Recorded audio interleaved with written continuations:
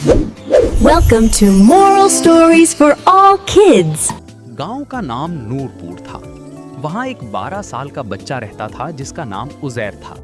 उजैर का बाप छोटी उम्र में वफात पा गया था, इसलिए वो अपनी बूढ़ी माँ के साथ अकेला रहता था। उसकी माँ बहुत कमजोर और बीमार रहती थी, मगर उजैर हर वक्त उसकी खिदमत में लगा रहता था। सुबह वो माँ के लिए पानी लाता, नाश्ता बनाता, घर की सफाई करता और फिर स्कूल जाता।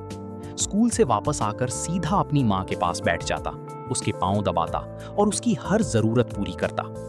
गांव के लोग उसकी मेहनत और मोहब्बत को देखकर बहुत मुतासिर होते थे।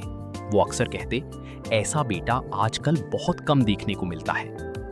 एक दिन गांव में एक बुजुर्ग आए। उन्होंने उजैर को अपनी माँ की खिदमत करते देखा तो खुश हो गए। उन्होंने पूछा, बेटा तुम ये सब क्यों करते हो?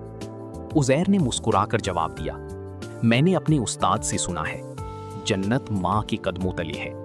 फिर वो बोला, और मैंने ये भी सीखा है, अल्लाह की रजा वालिदैन की रजा में है।